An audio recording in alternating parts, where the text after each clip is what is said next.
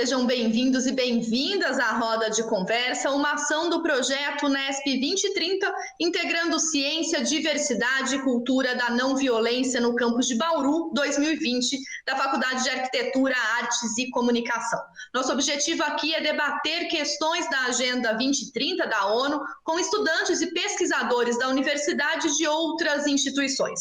Nosso tema hoje é educação e racismo ambiental. Nossa convidada é a professora da Universidade de Brasília, Rita Silvana dos Santos. Ela integra o grupo de trabalho da UNB referente aos Objetivos do Desenvolvimento Sustentável. Rita, muito obrigada por sua participação aqui no Roda de Conversa. Aqui nessa live com a gente também temos a participação da professora Raquel Cabral, da FAAC, como mediadora do debate, e da professora Ana Margarida Caminhas, da Unesp, em Jaboticabal, e da estudante de pós-graduação do Programa de Comunicação da Unesp, Priscila Sanches, como debatedoras. Lá no YouTube da TV Unesp são os estudantes inscritos e convidados dos cursos de graduação e dos programas de pós-graduação da FAAC e também de outras universidades que vão dialogar conosco pelo chat. Agradecemos a participação de todas e todos. Antes de iniciarmos o debate, a professora Raquel fará uma contextualização desse projeto. Raquel? Obrigada, Maíra. Boa tarde a todos e todas. Sejam todos bem-vindos e bem-vindas ao Roda de Conversas da Agenda 2030, um projeto que nasce vinculado ao edital do Convênio Unesp Santander para ações de acolhimento aos estudantes ingressantes do ano de 2020 da graduação e da pós-graduação da Unesp. Este projeto tem como objetivo trazer discussões sobre a Agenda 2030 que possam impactar os projetos de pesquisa desenvolvidos pelos nossos estudantes, professores, pesquisadores de nossas universidades, pensando a agenda como uma diretriz e um eixo para que se possa pensar a pesquisa científica no nosso país. Desde já, gostaria de agradecer a participação da Rita, da Universidade de Brasília, e brevemente só dizer que a Rita, ela é docente da Faculdade de Educação, da UNB, ela também integra o grupo de pesquisa Rede Experiência, Narrativas e Pedagogias da Resistência, é coordenadora de extensão, integrante do GT ODS UNB e da Irmandade Pretas Candangas. Desenvolve pesquisas e ações nas áreas de educação ambiental, currículo, formação docente e suas interfaces com raça, etnia e gênero. Pedagoga, mestre em engenharia ambiental e doutora em educação. Atuou como consultora do MEC, no Ministério do Meio Ambiente e em instituições internacionais como a Unesco.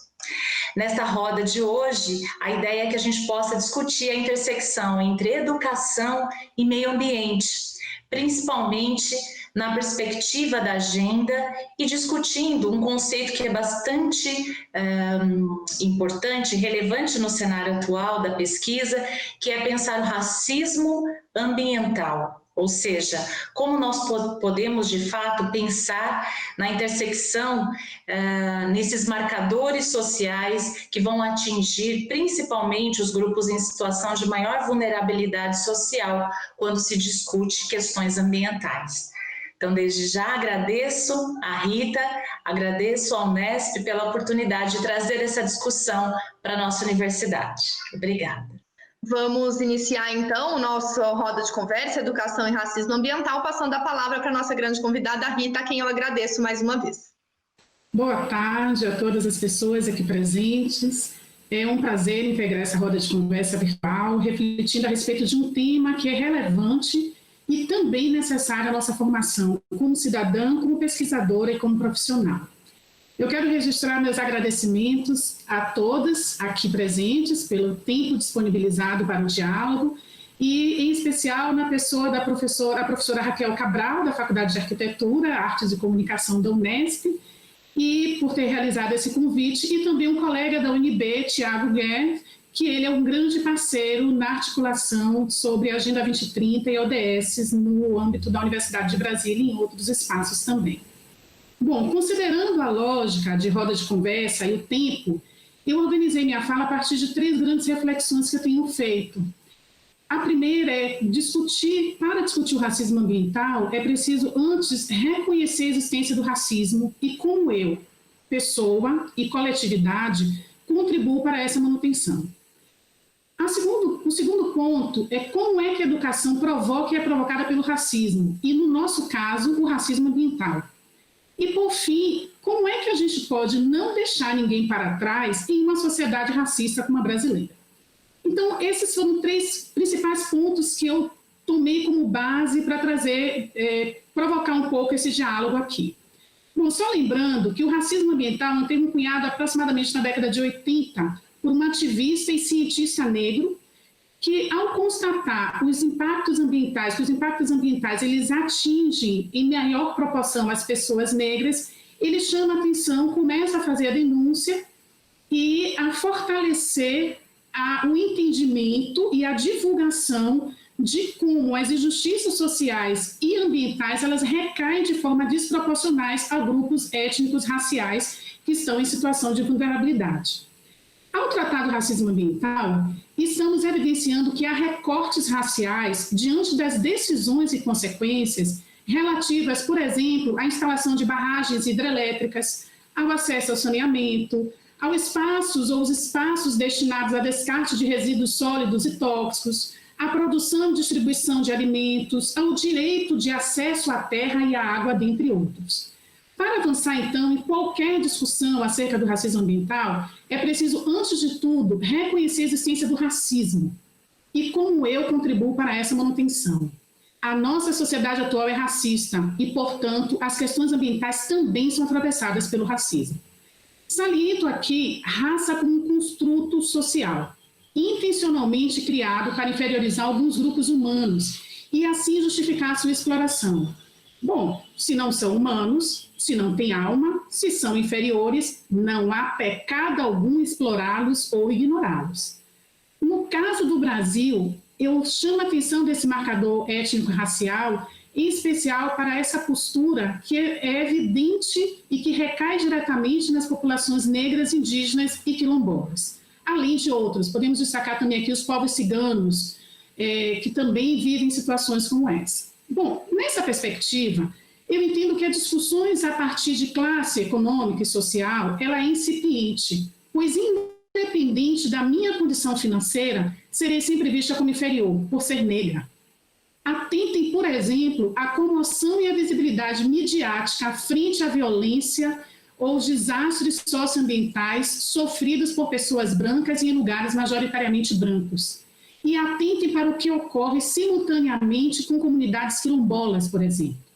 Em uma sociedade racista como a nossa, o marcador social dificulta a minha ascensão social enquanto mulher negra, dificulta o meu lugar de fala, dificulta a escuta da minha voz, ainda que eu falo. Dificulta o acesso a direitos fundamentais, dentre eles ao tão conhecido meio ambiente ecologicamente equilibrado, bem de uso comum do povo e essencial à qualidade de vida, como estabelecido na Constituição Federal de 1988.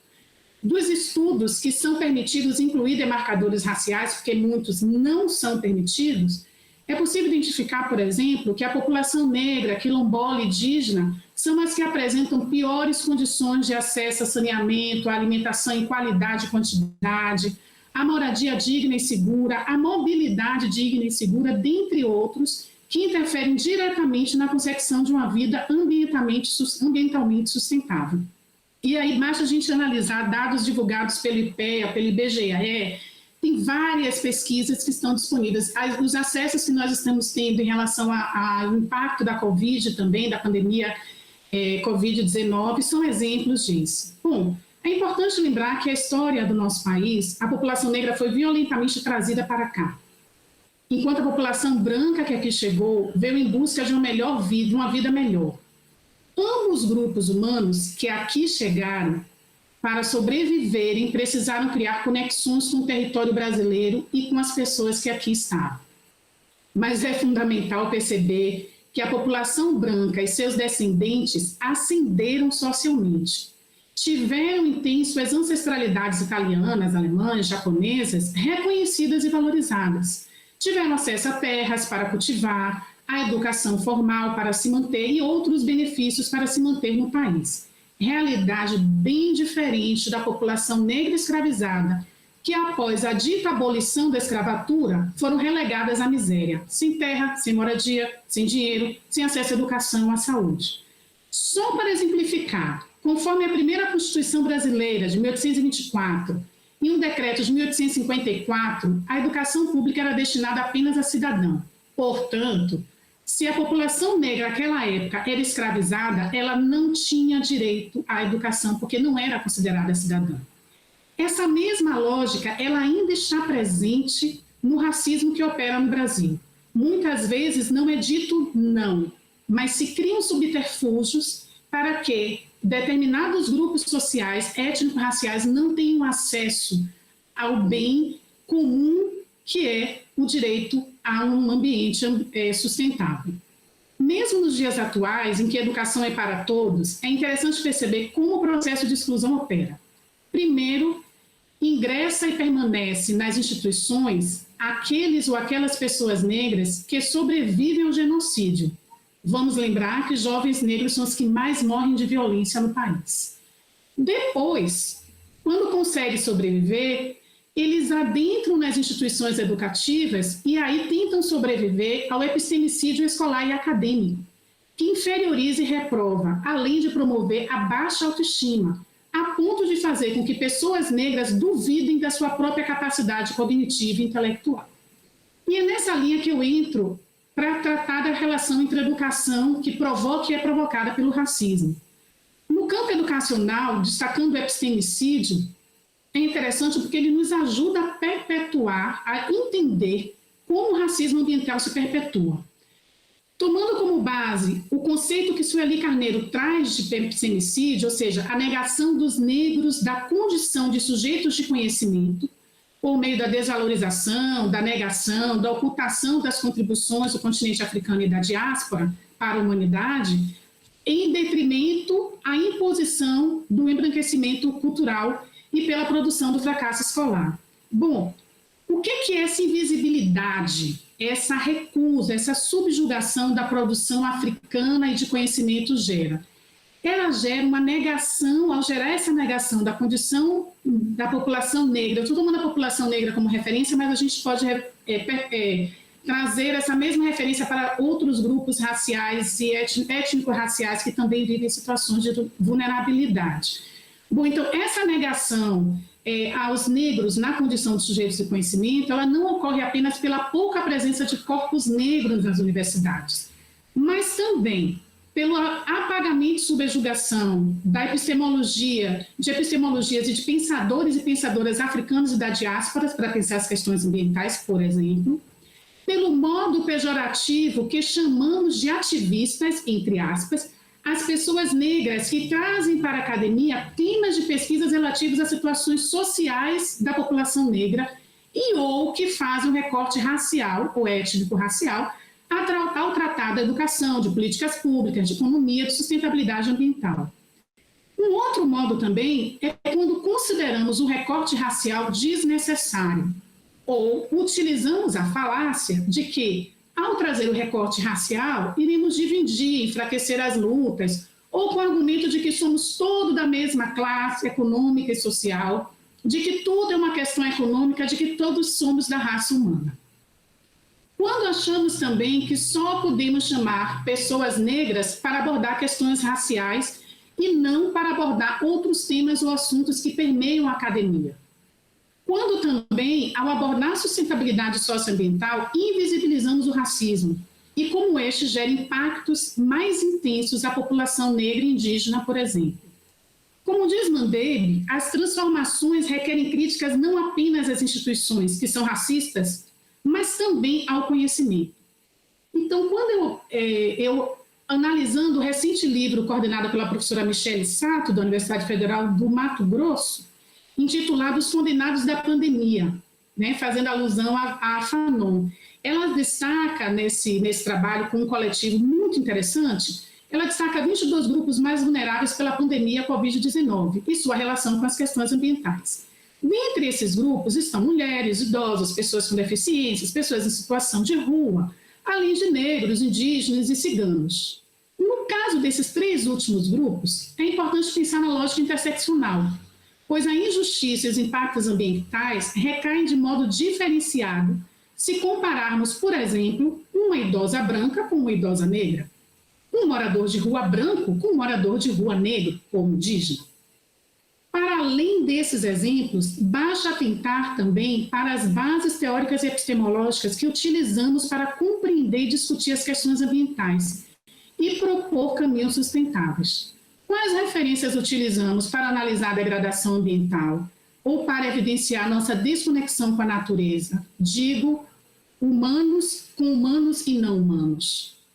Pensando um pouco, até mesmo na minha trajetória e na minha ancestralidade, e até então no que foi exposto, ouso dizer que, como pessoa negra, minha desconexão não se deu por questões econômicas, mas por questões relativas ao racismo. A partir da ideia de ancestralidade, proposto por um professor Oliveira, da Universidade Federal da Bahia, compreendo que é impossível construir sociedades sustentáveis e superar o racismo ambiental sem a ligação e a inclusão da minha história negra, das minhas heranças que possibilitam compreensões outras de vida, de pessoa, de natureza, de socialização, de conhecimento, para além das impostas pelo processo colonizador. A ideia de ancestralidade, então, trazida e que eu compactuo, não se restringe a uma questão consanguínea, né? Ela vai trazer uma ideia de produção de sentido e de experiência ética. E eu não tenho como trabalhar essa produção de sentido, essa experiência ética, sem conhecer e sem ter acesso à minha própria história. Assim, entendo que a superação do epistemicídio e das suas consequências para o racismo ambiental envolve um posicionamento político frente ao conhecimento, e não apenas a inclusão de conteúdos, de debates, de disciplinas étnico-raciais nos currículos de graduação e pós-graduação, por exemplo. Bom, diante disso, será que realmente podemos não deixar ninguém para trás em uma sociedade racista como a brasileira? Diante do exposto, questiono mesmo, é possível, mas trago outro questionamento, é possível no Brasil discutir e implementar a Agenda 2030 e respectivos ODS sem deixar ninguém para trás, considerando toda essa questão racial? Bom, analisando as várias versões do relatório Luz da Agenda 2030, além de outros documentos, é possível identificar a perpetuação das desigualdades étnico-raciais no âmbito da agenda. No caso, por exemplo, do ODS 4, a meta 4.5, que trata de igualdade de acesso à educação, encontra-se estagnada por falta de informações referentes a gênero e raça. Esse é um dado posto no relatório Luz divulgado agora em 2020.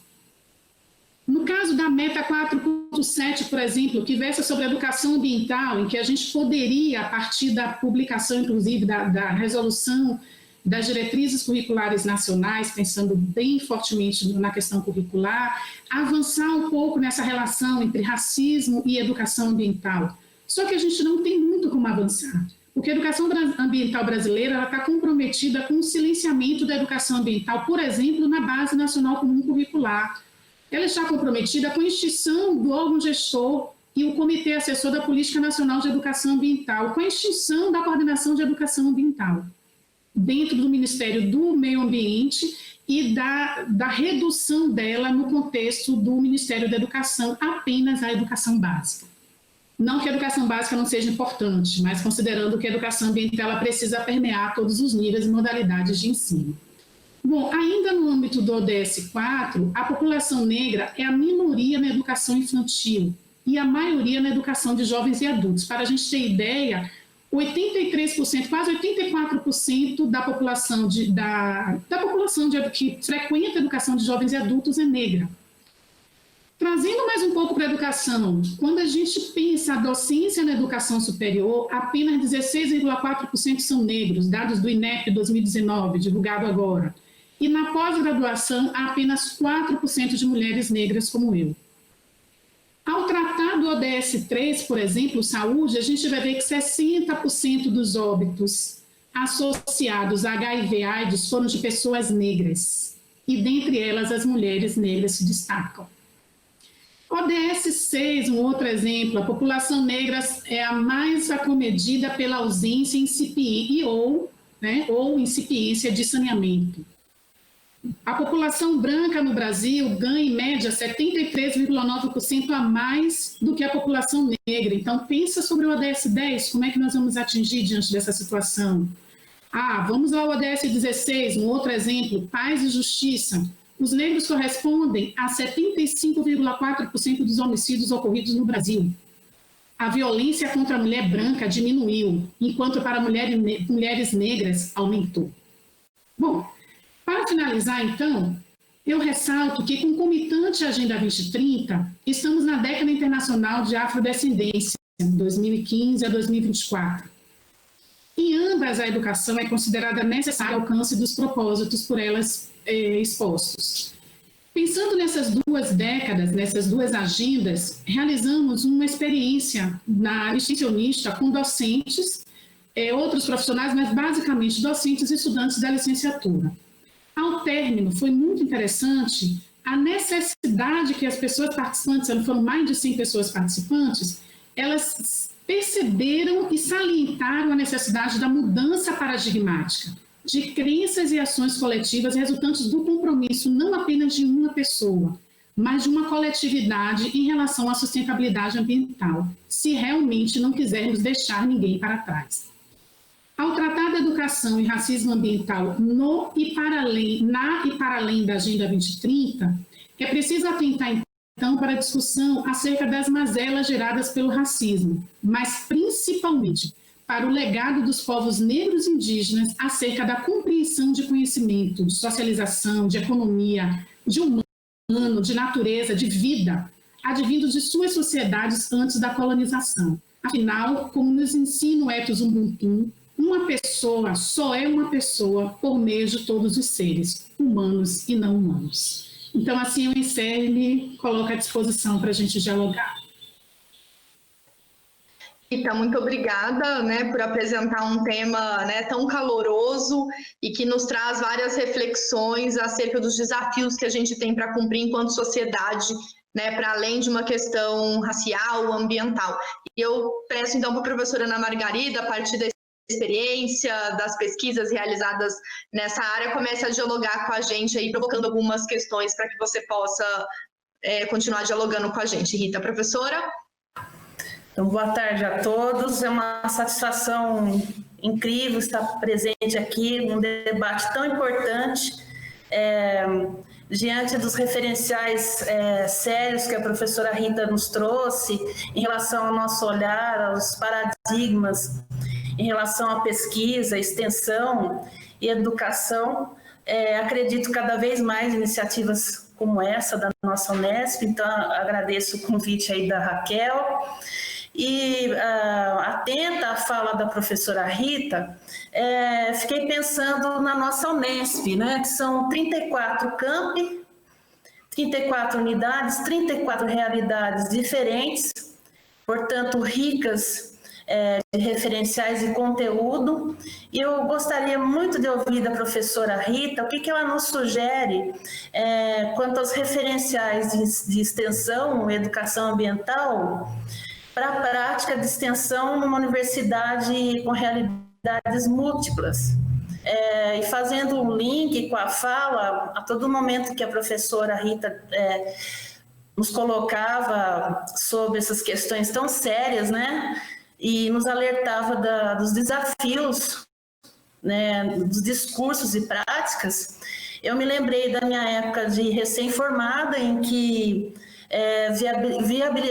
foi viabilizada uma ação de extensão universitária pela nossa Unesp, no Vale do Ribeira, que é uma comunidade quilombola, e do olhar que nós tivemos que treinar, em relação a essa comunidade, chegando com conhecimento científico, na história que íamos ensinar sobre a água e saneamento básico, uma população até hoje extremamente fragilizada, Então, deixar também essa minha observação, quanto que essa experiência foi importante para a minha formação como indivíduo. A professora trouxe a linda palavra que me chamou a atenção, criou um link, a história da ancestralidade.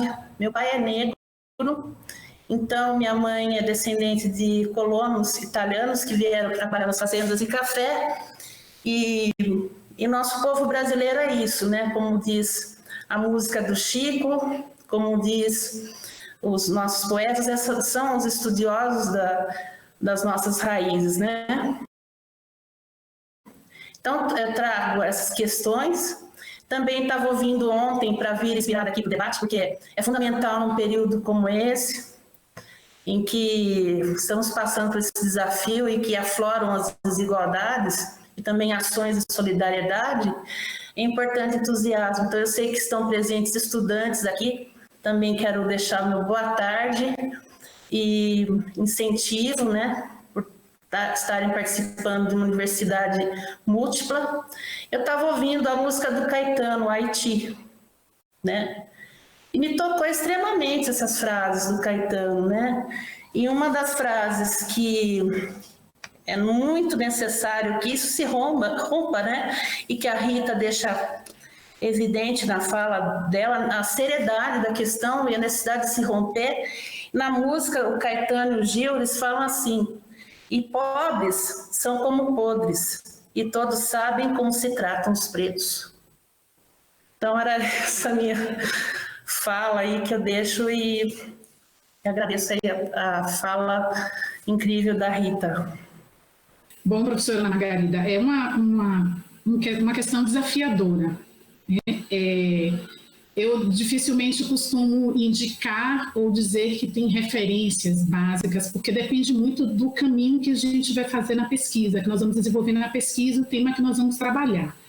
Mas eu sempre saliento assim, que quando a gente tem, se a realidade é múltipla, ela requer múltiplas epistemologias, ela requer múltiplas teorias, ela requer múltiplas diversidades. E quando eu estou falando de múltiplas, eu não estou falando de mais do mesmo. Tá? Eu acho que é importante a gente atentar a isso. Não é mais do mesmo, mas são outras que até então, por razões ideológicas, racistas, colonizadoras, foram subjugadas, inferiorizadas.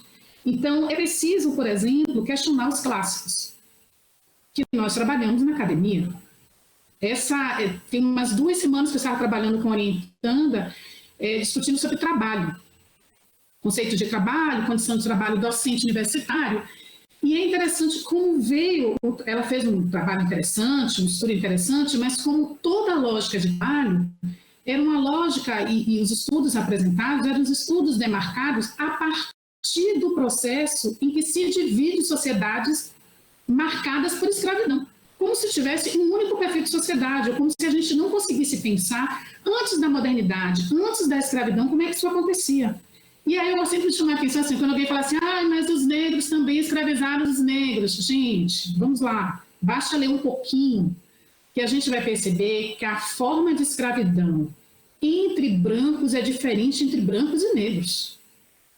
A forma de escravidão ou de dominação de um determinado grupo negro em países africanos em relação a outros grupos negros, em relação a outros grupos negros africanos, não os consideravam como, não deixavam de considerá-los como humanos, como foi feito. Então, a gente precisa entender essa lógica para saber se posicionar. Quando eu falo em entender a origem, eu não estou dizendo aqui criar uma divisão entre negros e brancos, entre povos indígenas e povos brancos, ou povos indígenas e povos negros. Não. É a gente entender a raiz, e aí trazendo a palavra radical, no sentido de raiz, para poder saber fazer a mudança. Eu preciso entender. Então, um dos pontos, para mim, um segundo ponto que eu trago assim, então, requer epistemologias múltiplas, teorias múltiplas e metodologias também, requer questionar os clássicos, eu acho que isso é fundamental, né? Eu lembro que quando a gente estuda história da educação, geralmente começa a história da educação a partir dos jesuítas. A gente não estuda história da educação indígena. Como é que era a educação indígena antes dos portugueses chegarem? Ou como é a educação indígena fruto de uma resistência a partir do processo de colonização? Nós não estudamos isso. Eu estou falando da educação porque é o ponto que eu venho, é o lugar que eu venho. Um outro ponto é superar a hierarquização. E aí eu gosto muito de chamar a atenção do que a gente considera saber e conhecimento.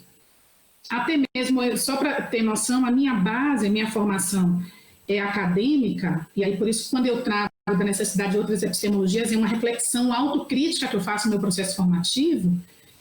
A minha base acadêmica, uma das foi a transdisciplinaridade, que eu gosto, reconheço, mas é de origem eurocêntrica, europeia, tá? Na trans, a gente discute, fundamenta a importância do diálogo entre saberes. Apesar disso, na minha formação, tanto no mestrado quanto no doutorado, eu não tive referenciais de epistemologias africanas para discutir diferentes saberes. Ponto. Então, são questões como essa que eu trago para a gente repensar quem a gente estuda, como a gente estuda, o que a gente estuda. Além disso, eu acho interessante também, eu tenho buscado fazer um trabalho com os estudantes que, assim, eu preciso que tenha pelo menos alguns autores negros e autoras mulheres. Esse é um outro ponto. Então, e isso dá trabalho, gente.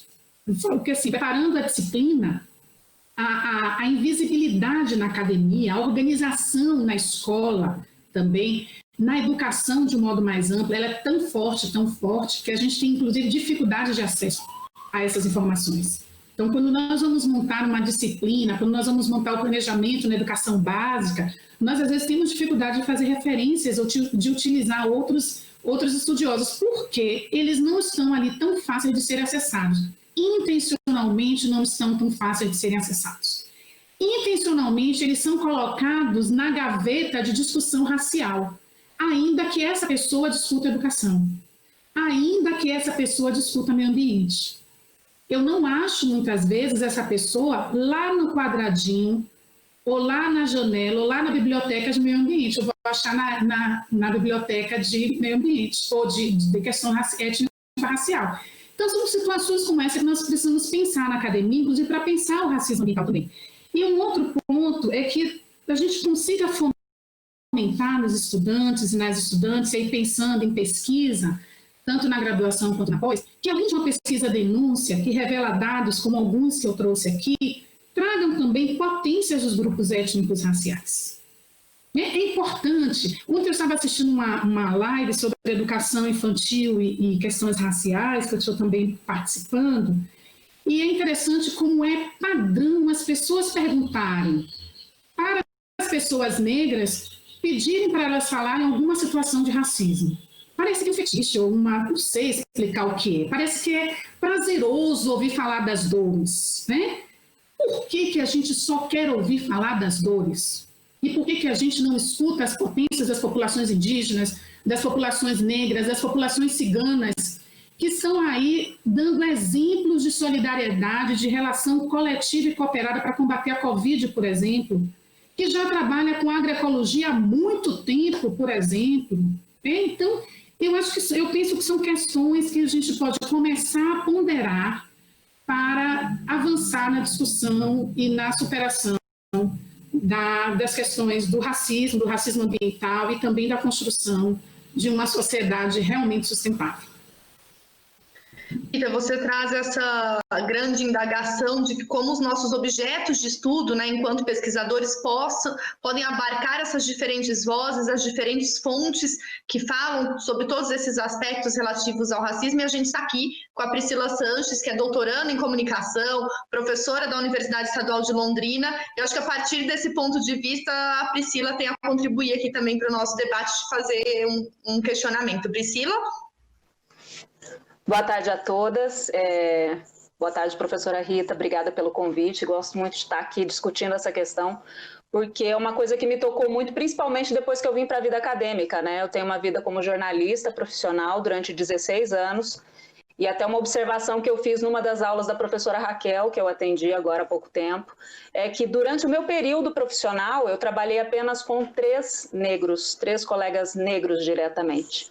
Então, na emissora que eu trabalhei, tem um ícone do jornalismo nacional, que é a Dulcineia Novaes, que ela é negra e ela é muito respeitada no meio, né? Está há muito tempo, está há mais de 30 anos trabalhando aqui na afiliada da Rede Globo no Paraná. Mas no meu convívio diário, eu convivi pouco com colegas negros. E 3 colegas só durante esse período de 16 anos, 2 deles já não fazem mais parte da equipe, né? Já foram para outras áreas, inclusive. E daí depois vim para a academia e novamente, né, nas minhas salas de aula com os meus colegas, não encontrei, né, colegas negros também. E daí dentro da sala de aula meus alunos também, tenho pouquíssimos alunos negros. E isso é uma coisa que me toca porque é uma observação que eu não tinha tentado anteriormente. E a gente fica nesse dia a dia nosso, e isso não é, de certa forma, falado. Eu acho que a gente vem discutindo isso ao longo do tempo agora, eu acho que talvez mais, ou talvez porque eu tenha tomado conhecimento disso agora dentro desse processo acadêmico, né, de instrução.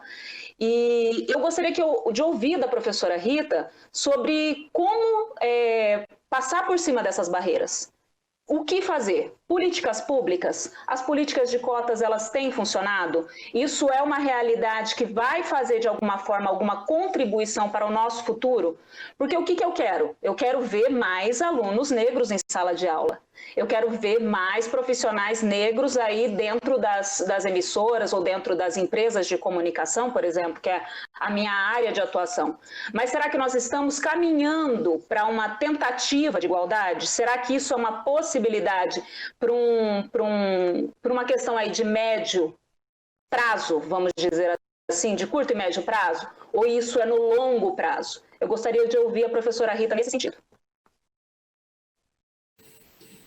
Bom, uma sociedade que ela é estruturalmente racista, a gente precisa mudar as bases, né? Eu sempre digo, quando alguém discute para mim questão de classe, eu diria assim, precisa de revolução. Aí eu falo, precisa de uma revolução racial. Para mim esse é o primeiro ponto, né? Precisa de uma revolução racial. Porque, como eu disse, independente da minha condição financeira, e da minha condição enquanto docente de universidade pública, eu vivo racismo até hoje. Então, aliás, isso não é de admirar, né? Me surpreende quando alguém se surpreende com isso. Então, eu sempre digo que a gente precisa de uma revolução racial. E essa revolução racial começa com a nossa reflexão sobre as posturas racistas no cotidiano. Trazendo mais especificamente para a docência, eu chamo a atenção para a forma como a gente observa e trata as pessoas, as estudantes ou estudantes negros. Tem uma pesquisa realizada, se eu não me engano, pela USP, bom, eu não lembro agora, que mostra como a docência dos professoras e professores naturalizam a reprovação de estudantes negros e o fracasso de estudantes negros. Inclusive, um estudo que compara a mesma avaliação feita por estudantes, corrigida por um sistema amplo, um sistema de avaliação amplo, e a nota desses estudantes nesse sistema de avaliação e a nota desses estudantes por uma professora. E nota que, e percebe-se que a nota dos estudantes, pelo sistema de avaliação sem identificação de raça e etnia, é maior do que a corrigida pela mesma professora, por uma professora, quando ela reconhece que esse estudante é negro ou não, né? Ou indígena, enfim. Então, existe uma ideia da gente naturalizar esse sofrimento.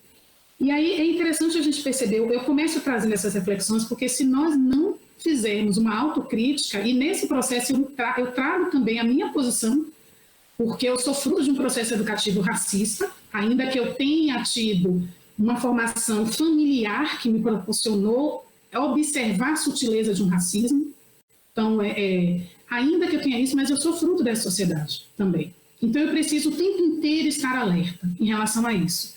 Só começando, trazendo essa referência que você trouxe na questão do jornalismo, por exemplo, eu lembro quando aconteceu a comoção imensa no país com Todas as Vidas Importam, com a morte de um homem negro nos Estados Unidos.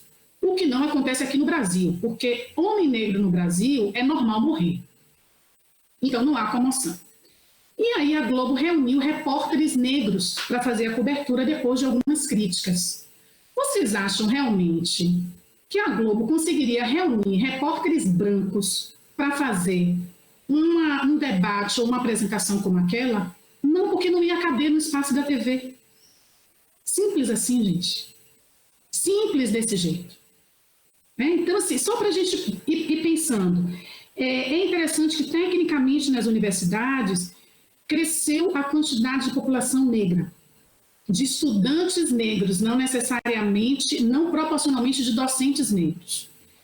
Óbvio que a gente precisa analisar que isso é resultado de políticas de ações afirmativas, dentre elas a chamada cotas, é resultado, e essas políticas não foram políticas dadas, foram políticas resultantes de movimentos sociais, de movimento negro, ou melhor, de movimentos negros, no plural, mas também um interesse no país em aumentar e se tornar uma das maiores potências econômicas do mundo. Existe um movimento aí nesse período, vamos pegar, analisando o último plano nacional da pós-graduação, você vai ver que o país estabeleceu a educação como um caminho para aumentar e se tornar, melhorar sua potência enquanto potência econômica no mundo. E isso faz com que amplie a quantidade de vagas para a população negra na graduação e na pós-graduação.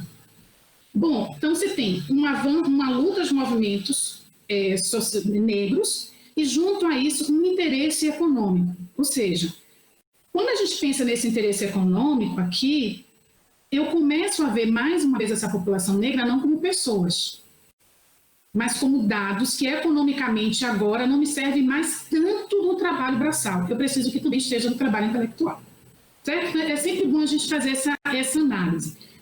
Só que aí, o que aconteceu nas universidades? A gente amplia consideravelmente o sistema de cotas, e é interessante porque conseguiu-se comprovar que mesmo as pessoas entrando pelo sistema de cotas, elas conseguem se destacar e concluir os cursos com notas iguais ou melhores que a população branca que não entra pelo sistema de cotas. Porque quando lançou o sistema de cotas no Brasil, um dos argumentos trazidos era que a gente não daria conta. Eu não sou fruto do sistema de cotas, mas sou a favor do sistema de cotas, de todas as políticas de ações afirmativas. Eu não sou fruto, mas eu acompanho. Bom, o que aconteceu aí? Como eu falo da responsabilidade individual e coletiva? Começaram a burlar o sistema de cotas. Começaram a desmerecer as bancas de heteroidentificação, propositalmente, e a forçar as universidades, concursos públicos também, para que houvesse apenas a autodeclaração. O que nós vimos?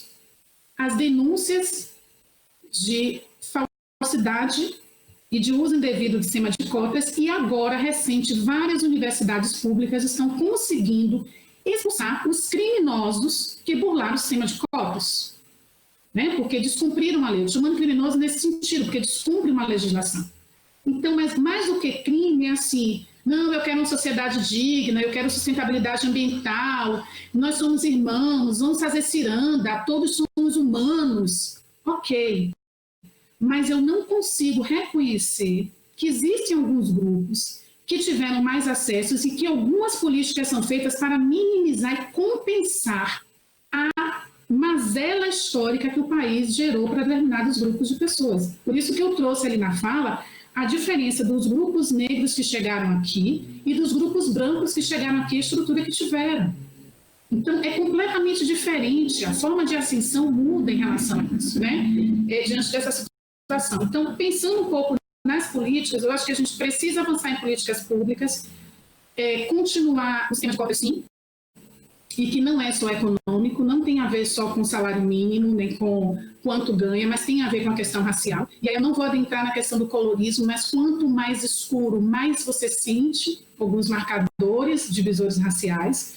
Um outro ponto é a gente pensar no currículo como um todo, trazendo para a academia, então, o que eu comentei, de pensar quais são os conteúdos que são trabalhados, como eles são abordados, o que a gente valoriza, o que a gente questiona, quais são os clássicos, a forma de avaliação que nós utilizamos também.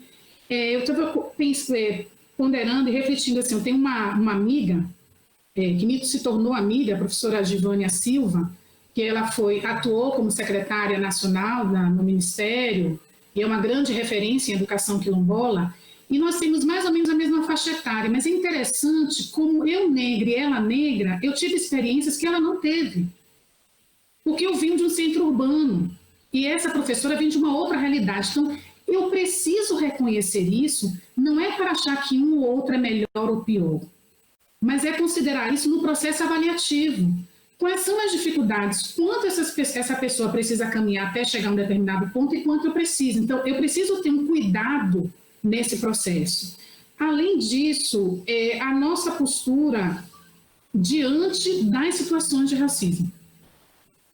Então, não basta a gente identificar o racismo feito por outra pessoa. O nosso silenciamento nas instituições educativas, elas também, em outros espaços educativos, ela também promove o racismo.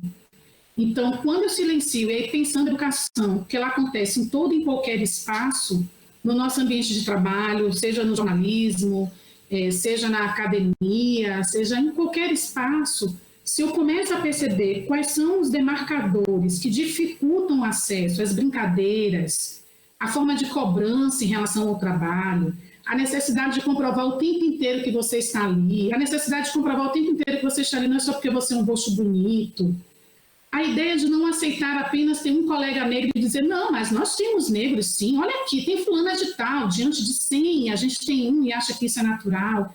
Então, são ações que nós precisamos fazer, aderir às lutas. A gente precisa parar de achar que a luta de um movimento étnico-racial é apenas aquele grupo étnico-racial. Eu não posso achar que a luta dos povos indígenas é apenas os povos indígenas. Então, são situações como essa que nós precisamos pensar para realmente fazer essas mudanças.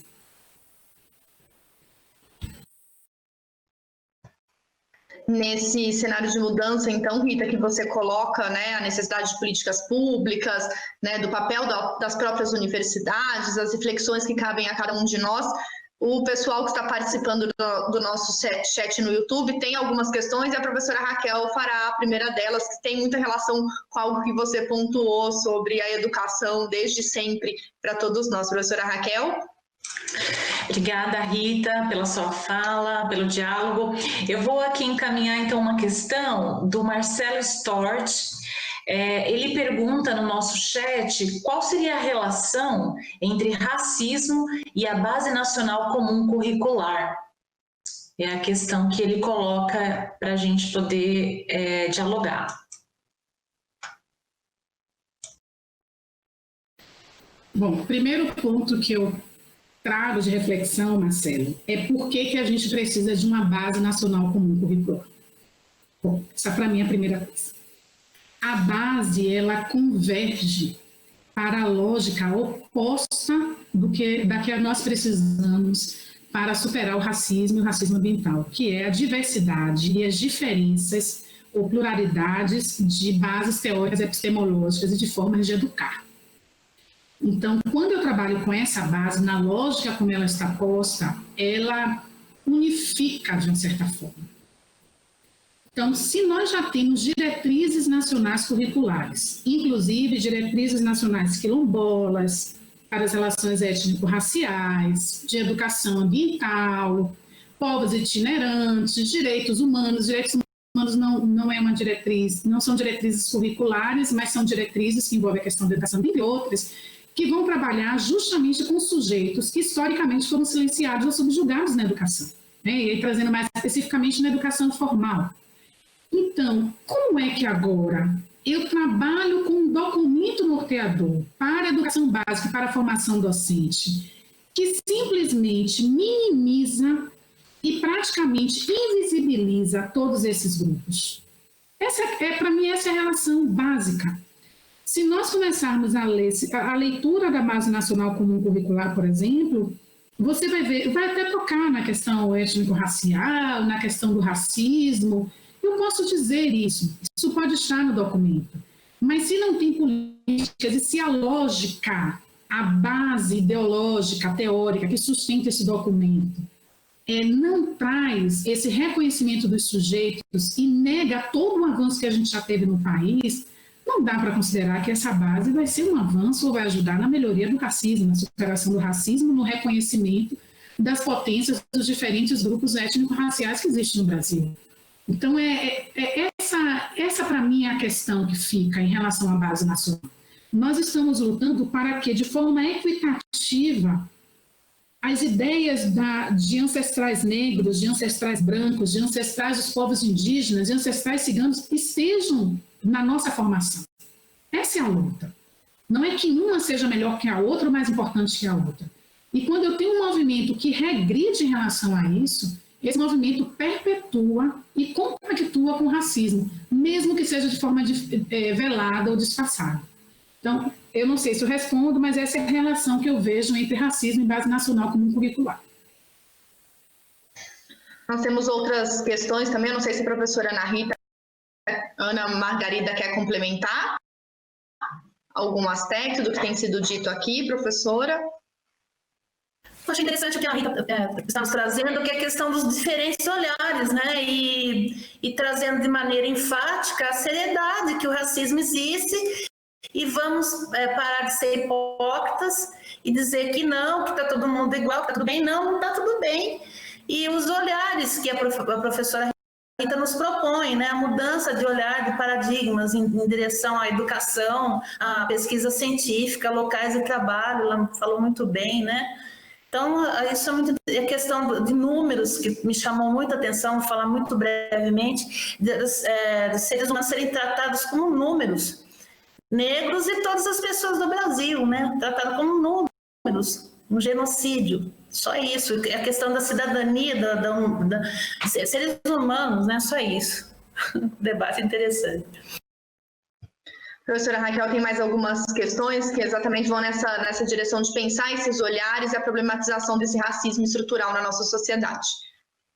Sim, eu tenho aqui mais uma questão de Denival Neves, perguntando quais são os impactos da globalização para os povos que, por motivos de exclusão histórica, étnico-racial, se encontram à margem desse processo de globalização.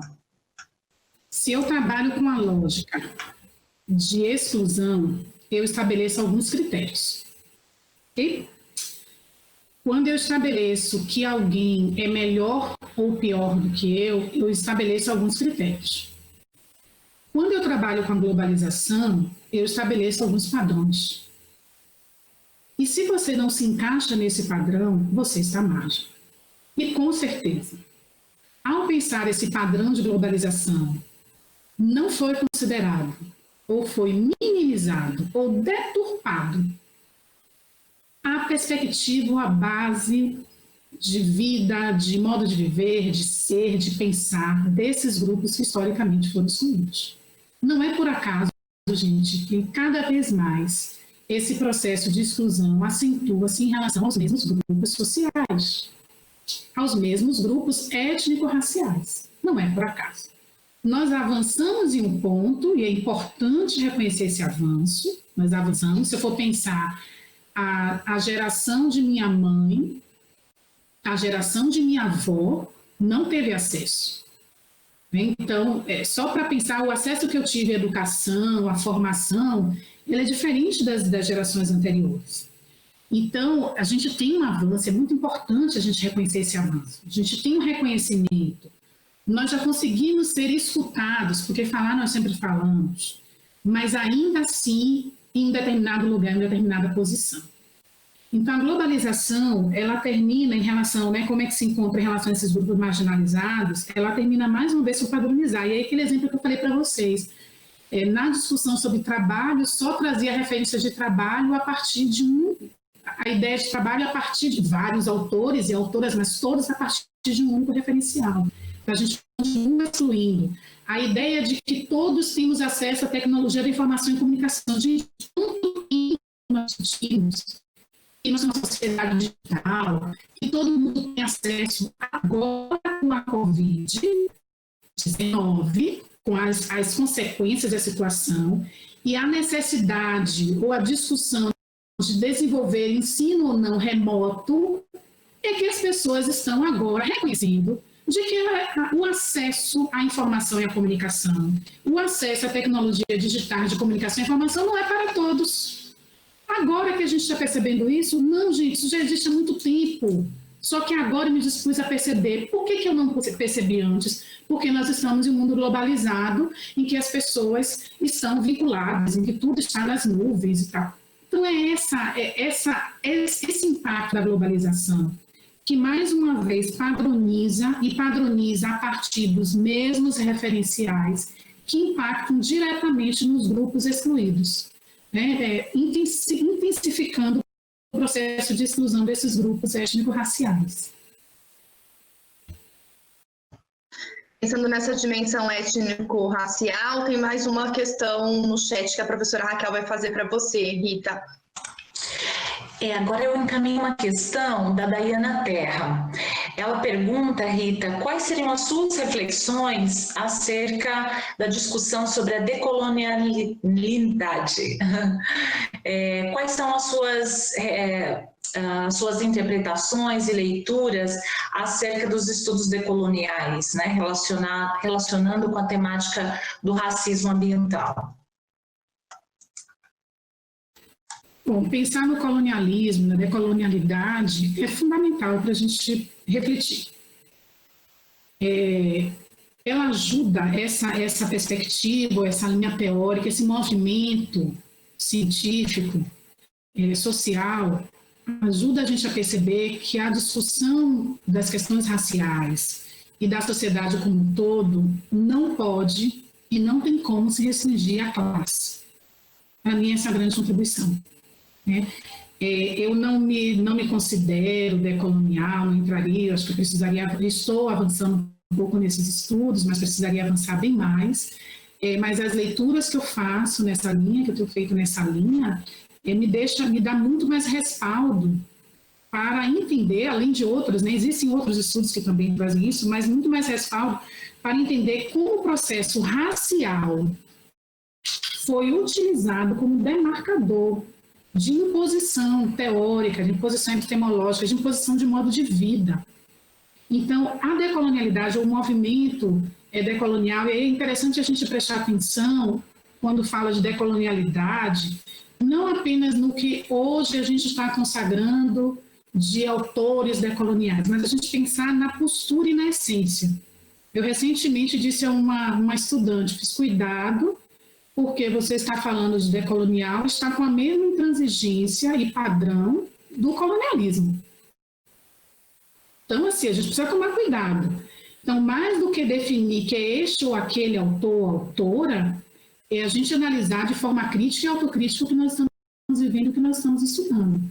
Mas é muito interessante porque esse movimento vem mostrando, primeiro, debruça um olhar interessante em relação à América Latina, pensando um pouco no Brasil, né? Debruça-se um pouco em relação à América Latina. É importante, quando a gente trabalha os estudos decoloniais, a gente também pensar quem são essas pessoas. Esse foi um outro ponto, eu falei para uma pessoa, mas interessante, você está fazendo um trabalho decolonial, mas não tem uma mulher como referência. Não tem uma pessoa negra como referência. Assim, são situações que é interessante a gente pensar, porque esse deslize é comum, porque a nossa formação foi assim. Posso dizer que é comum. Então, nós precisamos ficar atentas a isso, mas é um movimento que eu considero fundamental, necessário, trazer para a academia, para a gente, inclusive, questionar.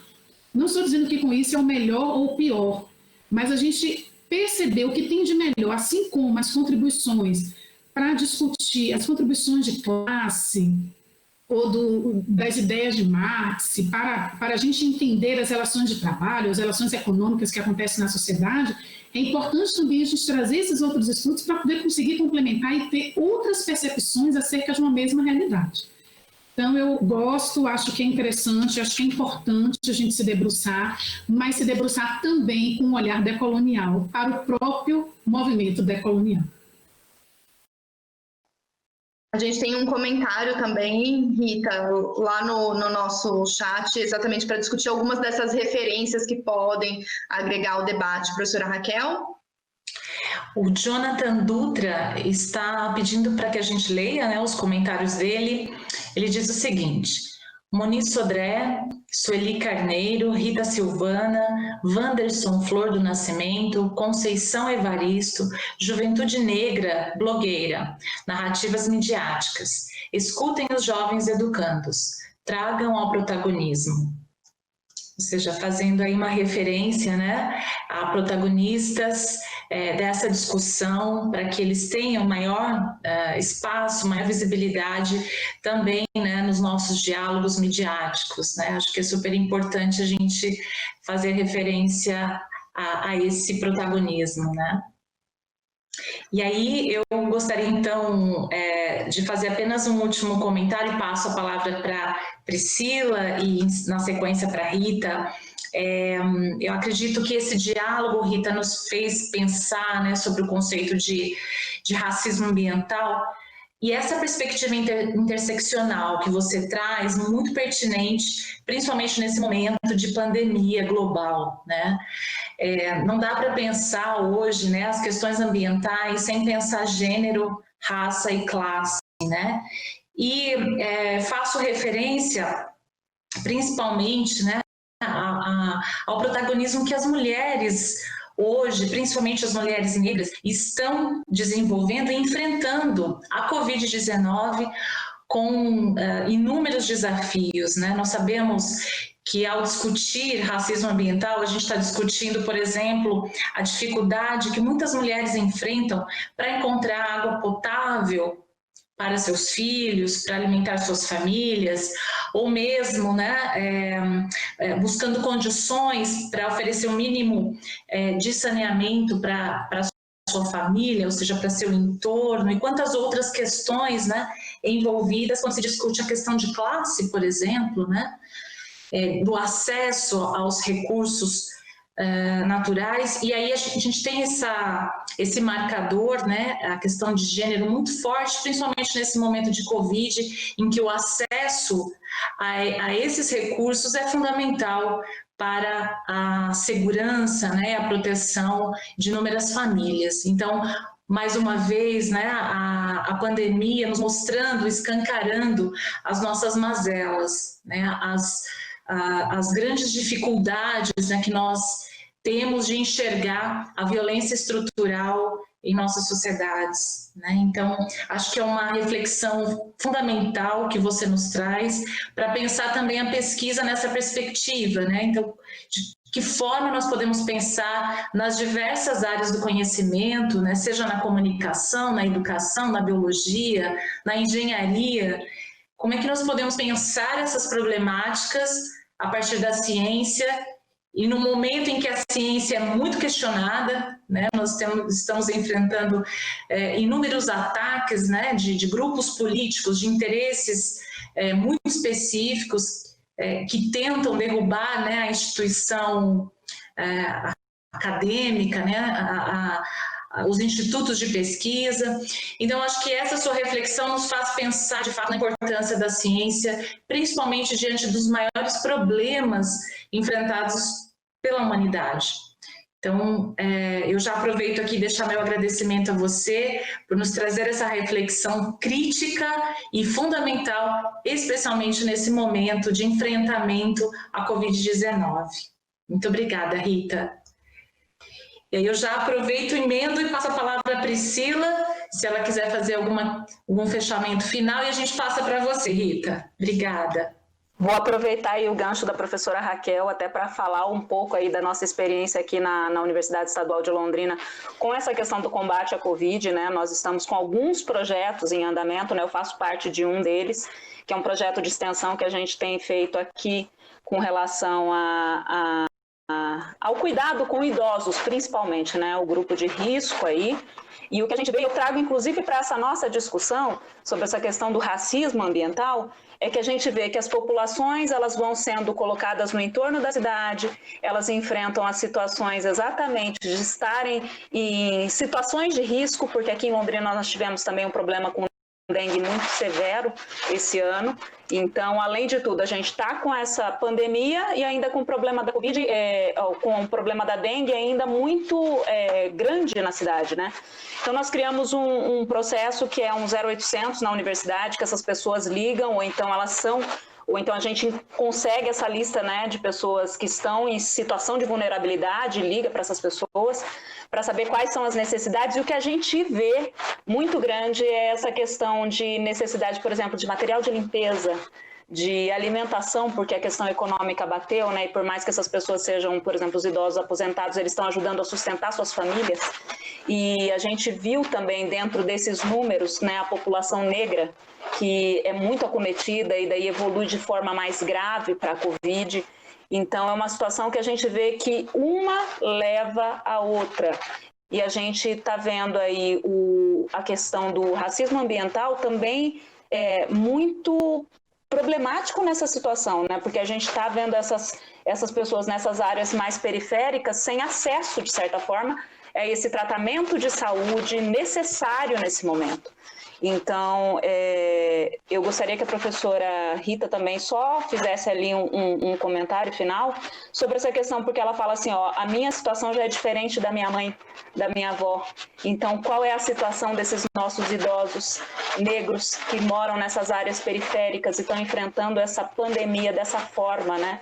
Às vezes, talvez com seus dinheiro de aposentadoria, que é pequeno, ajudando, inclusive, sustentar a família que perdeu o emprego e está numa situação complicada, né? Nesse nosso momento de pandemia. Eu gostaria que ela comentasse um pouco sobre isso.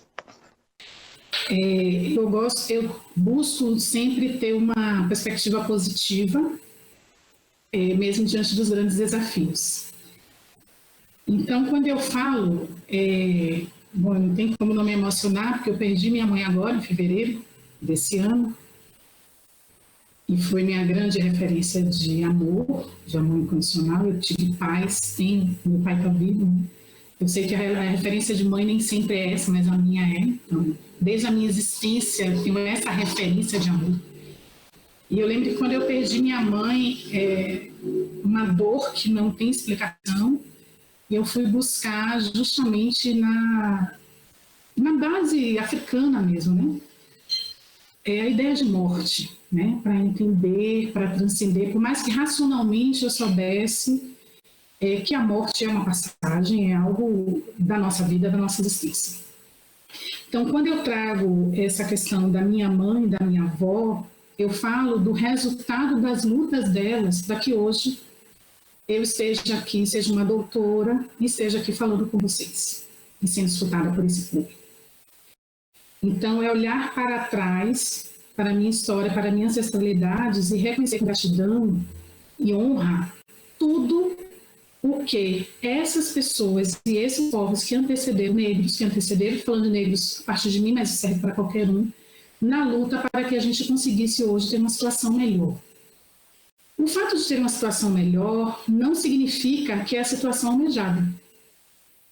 Eu sou exceção enquanto mulher negra, né? Vindo de uma família pobre, de mãe professora, de pai trabalhador de indústria de polo petroquímico, eu venho de uma família pobre. Mas eu sei que dentro de um grupo pobre existe um grupo miserável. Eu vim do Nordeste. E no Nordeste, eu lembro que eu morei uma época em Santa Catarina, e em uma visita a Blumenau, para fazer um trabalho lá de educação ambiental, as pessoas foram mostrar para a gente a dita favela, né? E aí eu olhei para uma amiga minha também baiana, e a gente ficou esperando chegar na situação deplorável que aquelas pessoas estavam comentando. E aí a gente chegou à conclusão seguinte: existe pobreza, existe miséria. Nós conhecemos a miséria. Então, quando eu falo desse lugar de luta de minhas antecessoras e de meus antecessores, eu falo reconhecendo que existiu uma luta para chegar até aqui. Mas, paralelo a isso, são os idosos. E aquele exemplo que eu dei aqui, uma pessoa idosa, negra, ela sofre duplamente. Então, hoje o que nós estamos vendo, que são muitos idosos que sustentam a família, como você tem colocado, né? Essa situação da população negra, da população indígena, da população ribeirinha, da população quilombola, é uma situação que já existia, só está sendo intensificada pelo processo da Covid. É interessante lembrar que isso é resultado de um processo também de degradação ambiental. Quando eu expulso comunidades quilombolas, assista um documentário que tem sobre a comunidade quilombola do Rio dos Macacos, na Bahia. Como é que o processo foi feito para expulsar aquela população de lá e ter apropriação de terras por outras pessoas, inclusive a Marinha. Então, chegou um ponto que foi assim: eu não tiro vocês, mas eu crio situações para que você não tenha acesso à água, por exemplo, a buscar a água no lugar que a pessoa sempre buscar. Então, o resultado que está acontecendo aqui, quando eu digo que é o resultado do racismo, e mais especificamente do racismo ambiental, é resultado desse momento em que eu não posso mais cultivar a terra, produzir o meu alimento na própria terra, e sou chamada pelo governo para receber uma bolsa uma bolsa, ou um recurso, melhor dizendo que é recurso, né, chamado agora R$600 que é pago, um recurso que é pago porque houve um processo de degradação ambiental e mais especificamente de racismo ambiental muito intenso que atingiu essa população. E agora eu faço uma falsa compensação com R$600. Então, pensar nesse grupo periférico, em especial na pandemia, é a gente reconhecer que o que está acontecendo agora já acontece há muito tempo. A diferença é que intensificou e que está mais nítido. Agora, mais do que reconhecer a existência, é o que é que nós vamos continuar fazendo. E aí eu chamo a atenção para as ações de solidariedade que são feitas e tirada fotos expondo as pessoas. Raramente eu vejo essas pessoas que fazem parte de coletivos de mulheres, como vocês deram exemplo, de coletivos negros, de comunidades de terreiros que estão fazendo ações políticas nesses espaços de mais vulnerabilidade, de maior vulnerabilidade, tirarem foto apresentando as pessoas que elas estão fazendo a contribuição, porque elas reconhecem como ação política e não como uma benevolência. Então, é interessante, inclusive, quando a gente for pensar na nossa ação, a gente pensar como nós estamos agindo politicamente para ajudar e qual a maneira, no espaço que nós estamos, seja como professora, seja como repórter, seja como cidadã, seja como irmã, como mãe, como filha, para mudar essa realidade. Porque constatar já está constatado. Agora, o que eu faço como indivíduo e coletividade é que vai fazer a diferença. Então, o que é que eu vou fazer agora com o retorno no ensino remoto, quando eu identifico estudantes que não têm acesso e não vão conseguir fazer os trabalhos porque não têm acesso à internet, ou com qualidade? São situações do micro para o macro que a gente vai trabalhar, na mesma proporção que a gente precisa fomentar do macro para o micro. Então, eu penso que essa questão da pandemia, que para mim está relacionada com uma questão de degradação ambiental, mais adiante a gente vai ter acesso a estudos, né? Já tem indícios mostrando a relação com mudanças climáticas, com a degradação ambiental, já tem indícios apresentando, então a gente precisa reconhecer essa conexão que está presente e que, mais uma vez, nós estamos vivendo o resultado de um racismo ambiental e que está recaindo, óbvio, para alguns grupos. E dentro desses grupos estão a população negra, está a população negra indígena, quilombola, e está o grupo de mulheres. Não por acaso a gente teve a morte desse menino, e é interessante até a gente começar a pensar que algumas situações elas não são isoladas. Eu esqueci o nome do menino que morreu, que a mãe era empregada, que morreu na casa que estava trabalhando. Então, é interessante a gente pensar, é uma mulher negra. É interessante a gente pensar que um dos primeiros casos em São Paulo de morte foi da empregada doméstica, que a patroa não disse, esqueceu de dizer que estava contaminada, esqueceu de dizer que estava contaminada, né? Esqueceu de dizer que estava contaminada. E aí é só a gente observar não como uma situação isolada, mas observar como um reflexo, como uma emergência de políticas e de ações que nós vivemos num país que tem um racismo ambiental intenso. É muito importante a gente começar a perceber isso e não tratar casos isolados, como agora o mais recente da juíza que condena uma pessoa pela cor da pele, né? Isso não é isolado, isso apenas são casos que são visibilizados. Então é dessa forma que eu vejo a situação da pandemia. Penso que a gente tem que trabalhar numa perspectiva ambiental, não apenas de saúde, mesmo, ainda que eu acredite que os determinantes sociais da saúde ajudam a explicar bastante, mas pensar numa questão mais ampla, ambiental, racista, que está posta na estrutura da nossa sociedade. Então, a gente fica até um pouco mudo, né, ao ouvir a sua fala ao longo de toda essa live, vários comentários elogiosos a essa reflexão, a esse debate, que é tão necessário, que nos faz recuperar não só a ancestralidade, mas toda essa estrutura que está posta na nossa sociedade, que precisa vir uma pandemia para, de repente, né, fazer com que a gente respire fundo e tente seguir adiante, reconhecendo todas essas lacunas que estão postas e que a gente precisa, ainda mais no campo da ciência, tentar promover uma modificação, né, na nossa sociedade como um todo.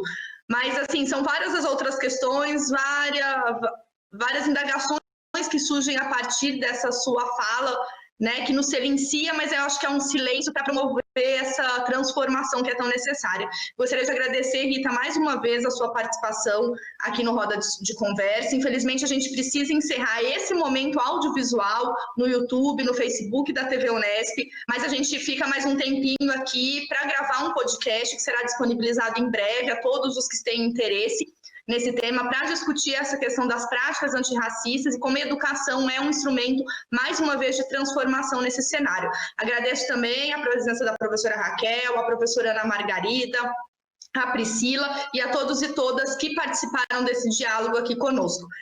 Para a realização desse projeto, também a gente agradece o apoio do Convênio Unesp Santander, por meio dos projetos Educando pela Diversidade e o Bem Viver para Todos da Universidade, e a parceria dos programas de pós-graduação da FAAC, Arquitetura e Urbanismo, Design, Comunicação, Mídia e Tecnologia e também da TV Unesp. Todas as edições do Roda de Conversa, essa é a 4ª edição, elas estão disponíveis no YouTube da TV Unesp, na programação da TV Unesp em breve e também no Spotify e no Deezer também. Nos procure por lá, fiquem bem, a gente se encontra no próximo Roda de Conversa. Muito obrigada.